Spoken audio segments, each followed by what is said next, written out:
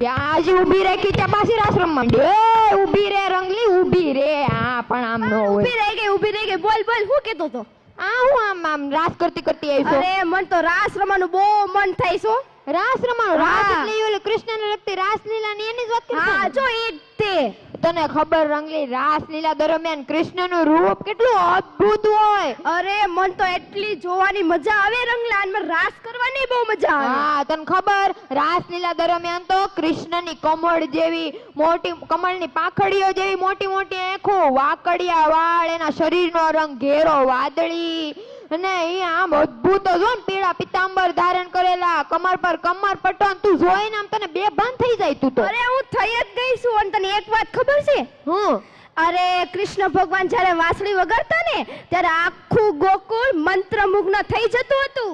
હે રંગલી? અને પશુ પક્ષીઓ પોતાની ચંચલતા છોડીને આ કૃષ્ણ ભગવાનનો રાસ જોવા આવતા હતા. લે રંગલી, તો આ તો કઈક અલગ જ હો. અને તને ખબર છે કૃષ્ણની અદ્ભુત રાસલીલા અને તેમનું મનમોહક રૂપથી પ્રભાવિત થઈને દેવોના દેવ એવા સ્વયં મહાદેવ પણ ગોપીનું રૂપ લઈને કૃષ્ણ સાથે રાસલીલા કરવા આવ્યા હતા. હા રંગલા, તો આવી જ કઈક કૃષ્ણ ભગવાનની પ્રિય એવી રાસલીલા લઈને આવી રહ્યા છે.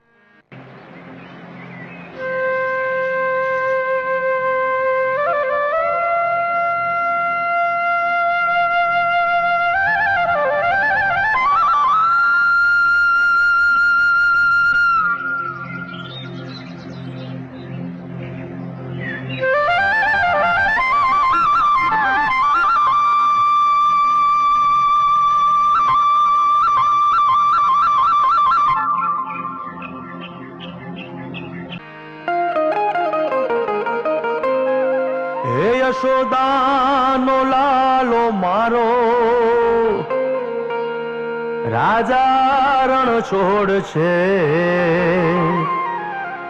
એણે મને માયા લગાડી રે. હાલો હાલો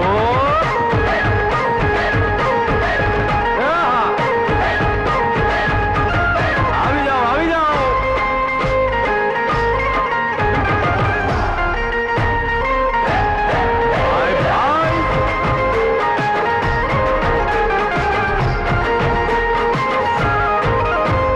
દ્વારિકાનો નાથ મારો રાજા રણ છોડ છે, એણે મને માયા લગાડી રે. દ્વારિકાનો નાથ મારો રાજા રણ છોડ છે, એણે મને માયા લગાડી રે. એણે મને માયા લગાડી મારા વાલા, એણે મને માયા લગાડી મારા વાલા, હારે મને માયા લગાડી રે.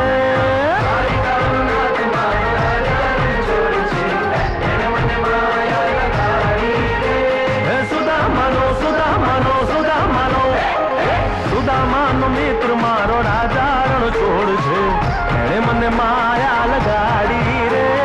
દ્વારિકાનો નાથ મારો રાજા રણ છોડ છે, એણે મને માયા લગાડી રે. રમો રમો આ મોરલી વાળા શ્રી રાધે.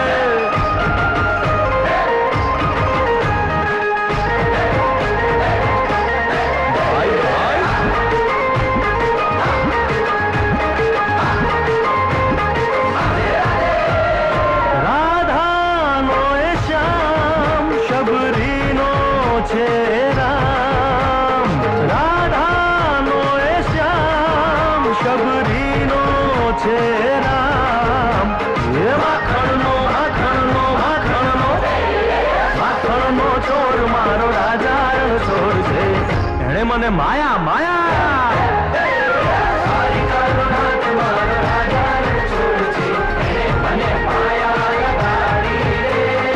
એણે મને માયા લગાડી મારા વાલા, એણે મને માયા લગાડી મારા વાલા, એણે મને માયા લગાડી રે. દ્વારિકાનો નાથ મારો રાજા રણ છોડ છે, એણે મને માયા લગાડી રે.